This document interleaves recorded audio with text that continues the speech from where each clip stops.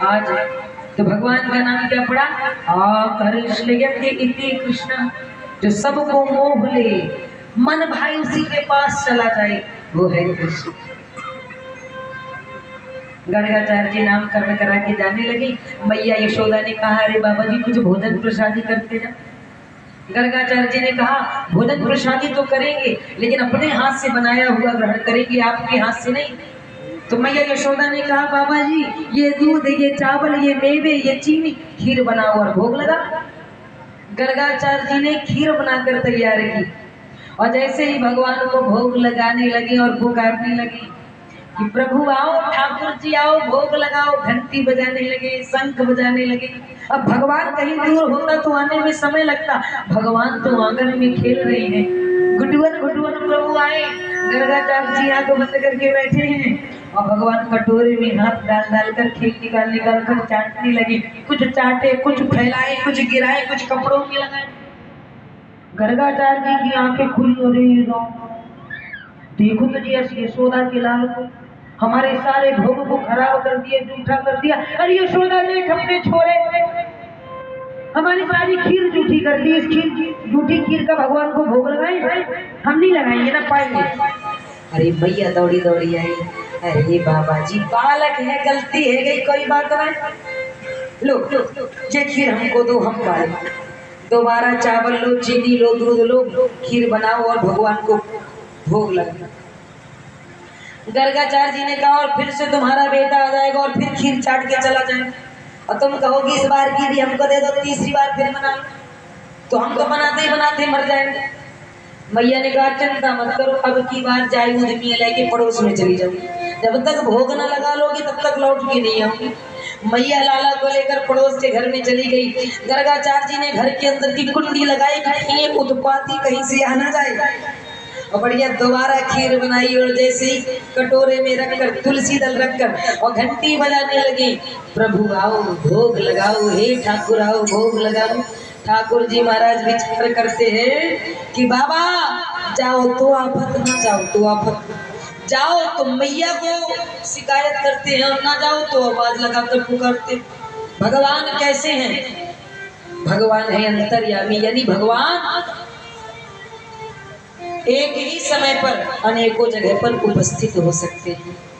तो भगवान एक रूप से तो पड़ोसन के घर में खेल रहे हैं यशोदा मैया के साथ, और दूसरा रूप बना करके भगवान बाबा के सामने आकर बैठ गए।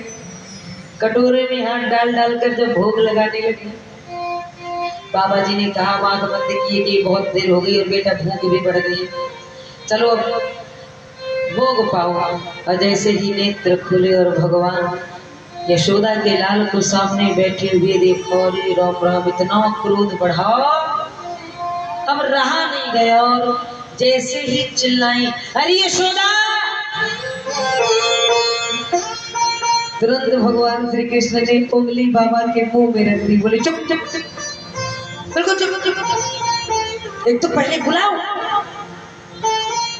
ना, तो बुलाते हो आ जाए तो मैया से शिकायत करते हो।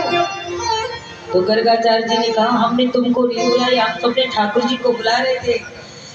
भगवान श्री कृष्ण ने कहा, बाबा कहाँ खोज रहा है? जहाँ मैं हूँ वहाँ देख नहीं रहा, और जहाँ मैं नहीं हूँ वहाँ मुझे ढूंढ रहा है। अरे मुँह को कहाँ ढूंढे रे बंदे, मैं तो तेरे पास में, ना मंदिर में, ना मस्जिद में, ना काशी कैलाश में, अरे खोजी हुई तुरंत मिल जाऊंगे, बल्कि तलाश में, अरे मैं तो हूँ विश्वास बंदे, मैं तो हूँ विश्वास। और उसी वक्त चतुर्भुज रूप का दर्शन भगवान श्री कृष्ण ने अपना गर्गाचार्य जी को करा। यहाँ भगवान बताना चाहते हैं, मैं कहा जगत बाहरी दुनिया में मुझे खोजता है, लेकिन मैं जीव के अंदर बैठता हूँ, वहाँ कोई निहारता भी नहीं। जो नैनन में वो तेरी, जो चकमक में आज, अरे तेरा साईं तुझ में है, तू झांक सके तो झांक, कस्तूरी नाभि बसे। पर मनुष्य की स्थिति कैसी है? ये भ्रमजाल में पड़ा हुआ है। कस्तूरी नाभि बसे, जग ढूंढे पनमा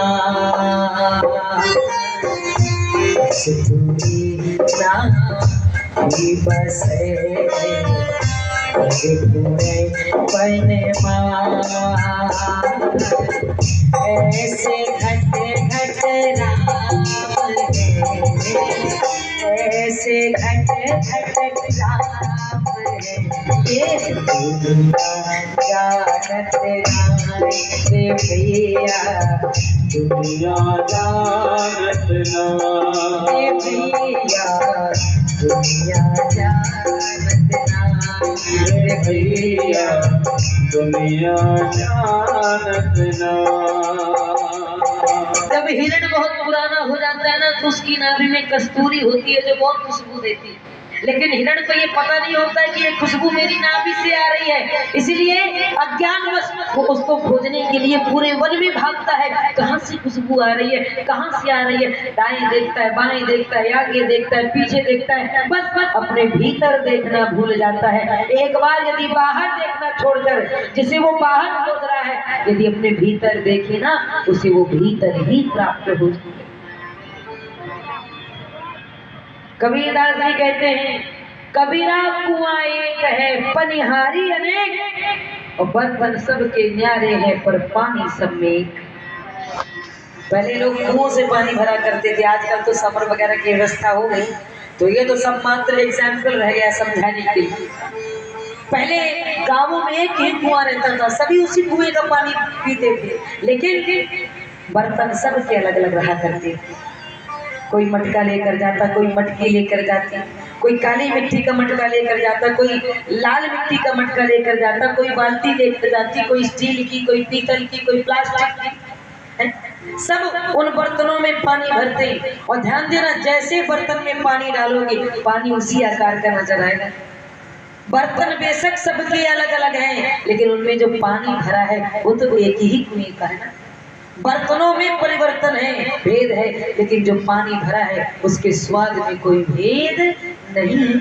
उसी प्रकार हमें परमात्मा ने बेशक अलग अलग बनाया, किसी को गोरा, किसी को काला, किसी को सांवला, किसी को लंबा, किसी को छोटा, किसी को कैसा बनाया, किसी को कैसा बनाया।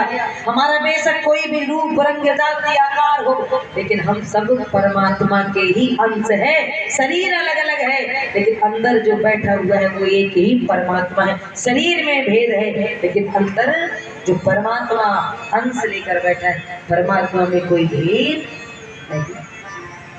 इसीलिए सब में परमात्मा का दर्शन करो। जब सब में परमात्मा का दर्शन करोगे तभी परमात्मा का दर्शन होगा। और यदि परमात्मा के द्वारा बनाई गई चलती फिरती मूर्तियों का अपमान करोगे, बेइज्जती करोगे, ईर्ष्या करोगे, तो वो पाषाण की मूर्ति में भी परमात्मा मिलने वाला नहीं। बोलिए लक्ष्मी नारायण भगवान की। श्री सुखदेव जी कहते हैं राजन अनेकानेक भगवान की लीलाएं हैं, लेकिन एक दिन की बात कि भगवान ने कुछ माखन दूध दही के बर्तन फोड़ दिए, दूध फैला दिया, घी फैला दिया, तो मैया ने गुस्से बस लाला को ऊखल से बांध दिया कि ये डर जाएगा कि मैया मुझको बांध देती है, फिर कभी दोबारा ये गलती नहीं करेगी।